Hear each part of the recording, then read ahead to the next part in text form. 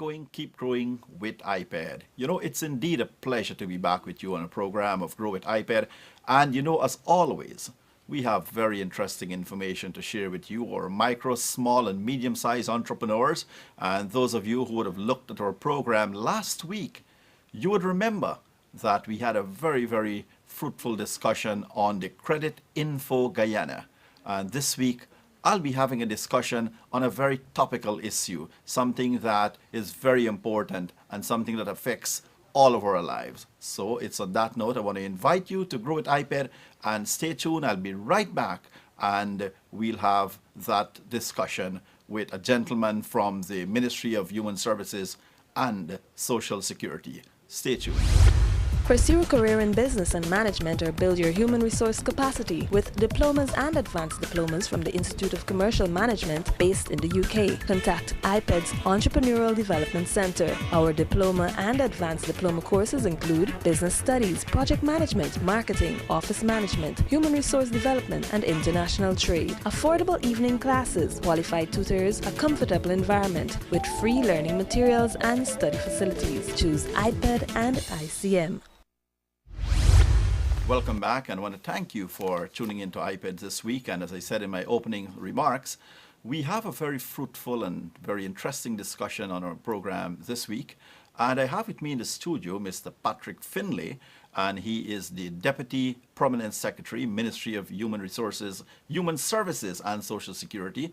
And we'll be talking about this very topical issue.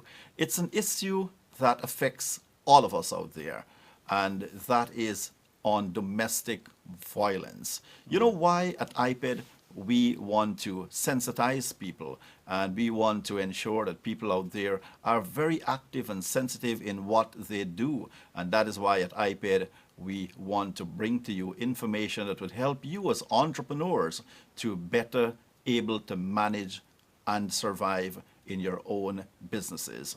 If you don't have a stable family, it definitely would affect the success of your business. And that is why today we're focusing on domestic violence. And here is where I want to bring my guest in, Mr. Finlay. Let me welcome you to our program this week. Thank you, sir. Thank you very much. It's really a delight for me to be here. Incidentally, our minister was supposed to be here, but she has asked me to represent her on this forum because of her otherwise busy schedule, and she's engaged right now as I speak with another entity on about the same thing. But IPED is, I want to first of all commend the initiative. Yes, we know IPED as a lending institution that is basically there to help people in their entrepreneurial development. But having IPED, because when I got the invitation, the first thought that crossed my mind is, what's the connectivity here? But like you rightly said, we cannot develop anything, we cannot succeed at anything unless the family and the family unit is there's some amount of stability, and there's some amount of strength, and this is why I believe it's important that we deal with it even from your level, from the entrepreneurial aspect, how it affects everything else in our society. Right, and I want to thank you very much for taking time off to be with us. Let us look at the whole issue of domestic violence. You know, and I know, and everyone out there know that it's on the rise, it's on the increase. Yeah. And the Ministry of Human Services and Social Security, I am not too sure, but I think they are saddled with the responsibility of maybe addressing that type of issue. What is your take, and what is the ministry doing about this spate of, or this rise in domestic violence in Guyana? Well, let me first of all include labor in that. It's the Right. Ministry of Labor, Human Service and Social Security. Quite true. And in as much as we're mandated to deal with the social issues pertaining to life here in Guyana, the Human Services Ministry is not the only ministry that is affected. The Ministry of Education, for instance, I just came back from an engagement that Minister Manichan orchestrated, where at every school this morning, this morning on Friday morning, every school at 9 took 15 minutes from their schedules, schools across the country, where we were dealing with domestic violence. You know, that's very interesting. You know, later on in our discussion, I had planned to ask you that, you know, if it isn't wise to really include, you know, that as a topic in our schools. And here you have taken the initiative, Yes. which is very good. So I was a part of that initiative, and that's why I wear my T-shirt, because at the back of my T-shirt would have suicide and violence is not the answer. Quite true. It's All right? not the answer. It's not the answer. So the Ministry of Human Services, though, have been radically involved. And a lot of times people don't know what we do at the ministry, because I sat at a number of forums. I was just at a seminar on interpersonal violence at the convention center organized by the Ministry of Home Affairs. And when I began to outline some of the initiatives we have already taken and that are ongoing, people are stunned. You mean all of that you guys do? And, you know, so there's a lot of stuff has been done. In domestic violence and its continuing spate, one of our findings have been in Guyana and in the Caribbean, because I speak in the Caribbean as well on this issue. When we talk about domestic violence, we're talking about the perception that people gather when they hear the word domestic violence is physical abuse. Quite true. Physical abuse. And so people do not recognize domestic violence unless it has physical abuse in it. But the findings have shown that domestic violence is not only physical abuse. There are a number of other abuses that we will touch on.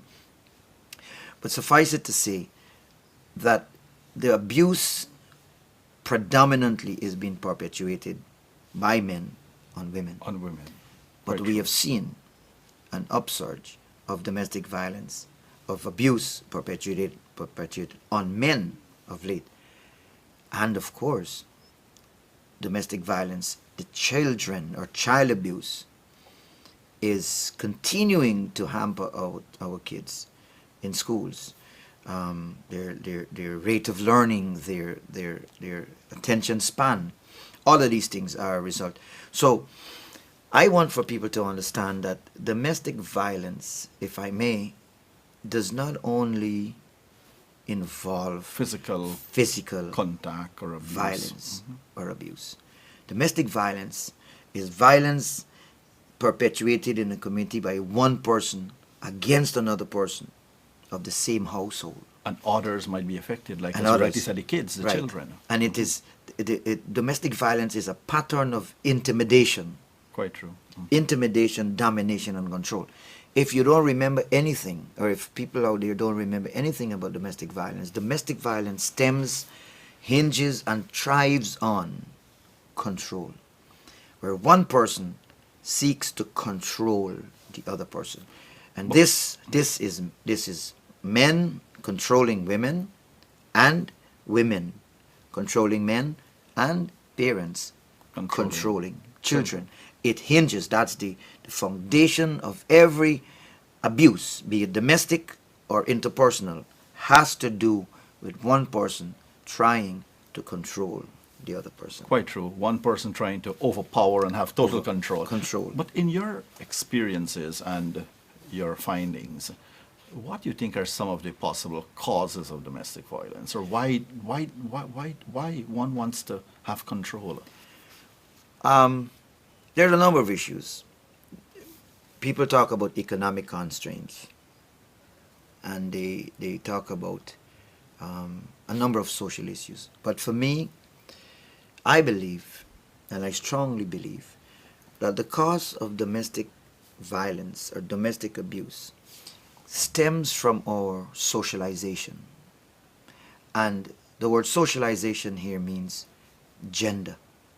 Gender has been misunderstood over the years to mean sex. Sex. Sex is not gender. Sex is what you're born with, male or female. Gender is the way we're socialized as men and women to behave in a given society. Quite true. Now, what has happened over the time is that men have been socialized to behave in a certain way as men. There's a word for that called masculinities. How to be a man. How does a man walk and how he talks. The way a man behaves. What is it to be a man? You follow? So our socialization has really affected the way we relate to women. Men in our society, we've been socialized. For instance, we've heard, men don't cry. If you cry, you're a woman. Quite true. Men, I was just telling earlier today, I was talking to some school children. We have found years ago where women stayed home to wash the wares and do the dishes. Right. Mm-hmm. Men went to work. higher learning of education. Mm-hmm. Today, men stay home to go to the back dam and do masonry, while women go to university. The socialization, the way we're socialized, Quite true. Mm-hmm. affects the way we think. We see it in our own homes. Our fathers, our brothers, our grandfathers, they lived a certain way. Quite true. And sadly enough, though, is the way we have treated our women, the way we have valued them. I often say to people when I do sessions with them, there was a time in this country, and you would know, when Right. we never sold scrap iron. We Quite threw true. them away, they rotted right there. Today, if you throw out an old stove or anything with metal, It's gone. you have correct. It's Somebody gone comes very to collect quickly. it. Why? Because even scrap Has- metal, or in my vernacular, scrap iron, is valuable. It's valuable. It means, therefore, that if we take away the value, we have learned from our socialization to value things. Quite true. And domestic violence is how we have seen it grown. Of course, the percentage of children growing up in an abusive home environment, the probability of them becoming abusers is very great. Very, very great. So there are a number of causes. number of causes. But for me, I believe the contributing factor is the factor of our socializing, the way we saw it. We saw our mother being beaten by her father, and we said, well, our mother survived. Right. But we never asked if she was ever happy. Right. We never asked, we never know how many times she wanted to commit suicide. We never know how many times she wanted to run, but she couldn't. And so the socialization of our culture has to be tweaked. We have to go back, not because we saw it happen, not because it was a tradition. We have to examine if it was worth, if it is going to enhance our lives, it's going to benefit us. Not because we saw it happen. Should we continue it? And so, for me, domestic violence comes from that setting. Our socialization is the foundation, is the mother of the way we treat others, the way we perceive women, the way we perceive men, and talking about domestic violence on both sides. We have some women who have seen abuse growing up. They were abused growing up. As children, they saw their mothers being beaten and abused, and they have sworn in their hearts, I will never let a man abuse me. Quite and so true. she comes into a relationship.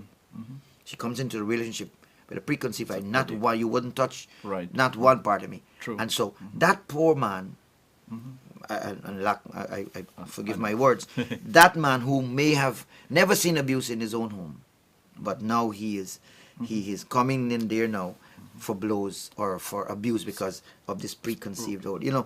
So it's something that we're doing. But you asked earlier, what are we doing as a ministry? Let me stick a pin there, Mr. Finlay.